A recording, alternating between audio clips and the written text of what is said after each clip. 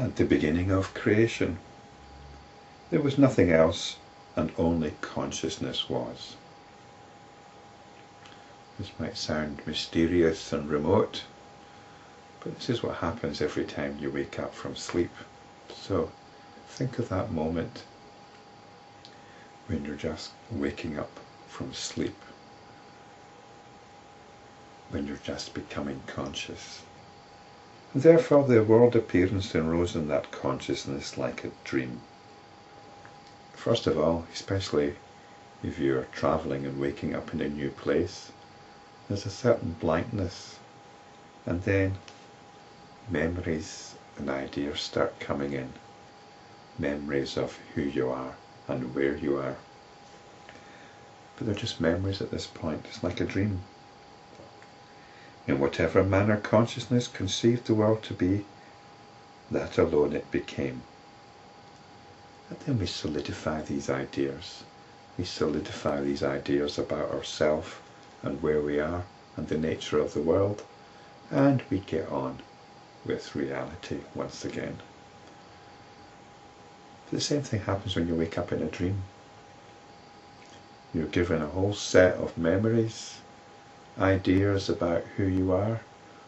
It comes with an inbuilt sense of continuity and reality. So in your dream you'll have a whole set of memories. You might have different friends to your waking state, and it feels very, very real. That becomes the world. What else is this world? Since the world is nothing other than consciousness or Brahman, it is declared to be so by the scriptures. Yet like a frog in the blind well, foolish and ignorant people base their understanding on the experience of the moment. And on account of their perverse understanding, they are deluded into thinking that the body alone is the source of experience or awareness. So we say, this is my body and it's the source of all my sensations, even though clearly when you're fast asleep, there's something else going on. You're not experiencing an external world, but you'll say, wait a minute, it's different now, I'm wide awake. It's the same mechanism. It's consciousness doing its thing, giving us this sense of reality. You could say exactly the same thing in a dream, that you're wide awake, like a frog in the blind well. One wonders what a blind well is. I think this is when you can't actually see the top of the well. Perhaps you've gone into a deeper or darker part which is round, so you don't even know you're in a well. And you're a frog. You can jump around a little bit, and that's it. And you think you know what reality is. That's the basis of our reality, the fact that we can jump around a little bit, and we're in a blind well. We're down a hole, a dark hole, but we think we know the size of things. But we don't have anything to do with this belief anymore. For some reason it seems to be the scientific thing to believe that matter, insentient matter, becomes sentient somehow.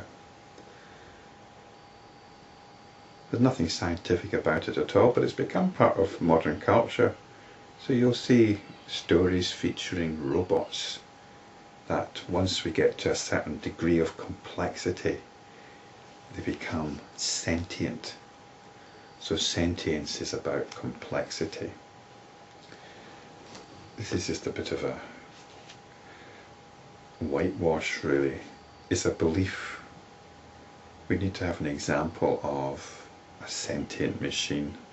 There are all sorts of absurd ways round this, by saying, well, perhaps there's no such thing as sentience, there's no such thing as consciousness.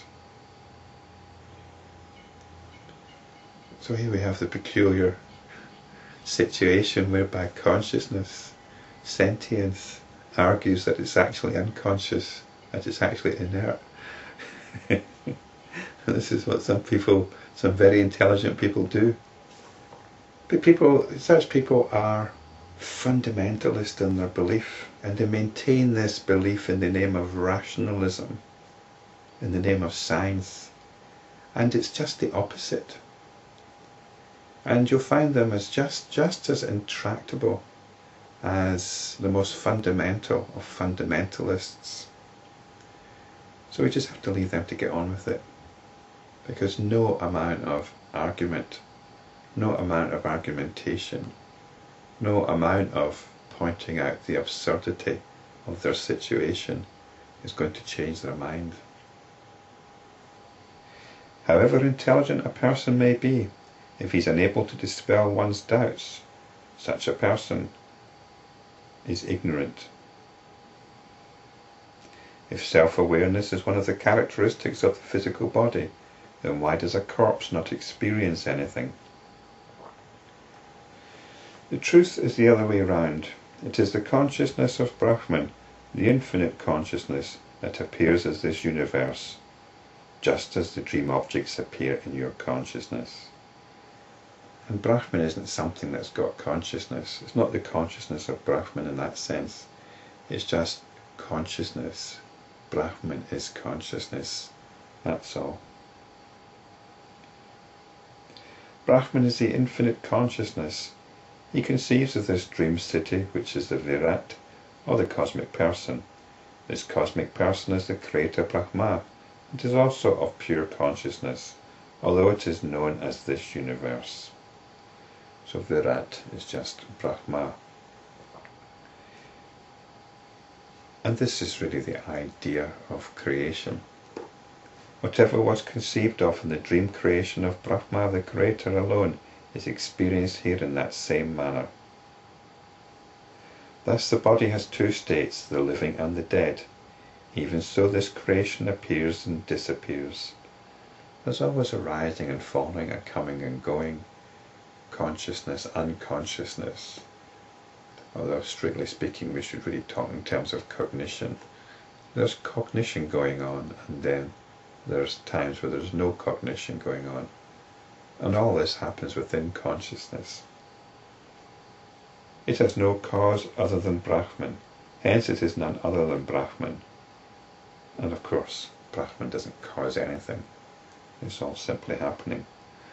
Whether the body exists or does not exist, this consciousness experiences what it is aware of anywhere at any time, before and after death. Death here is in quotes because this distinction between death and before is one of these artificial discriminations, artificial distinctions that we make. It is consciousness alone which conceives of the other world and experiences it as such. The other world here will be the hereafter. Such deluded experience does not cease until one resorts to the right means of liberation and attains awakening, and the mental conditioning ceases and the consciousness becomes unconditioned.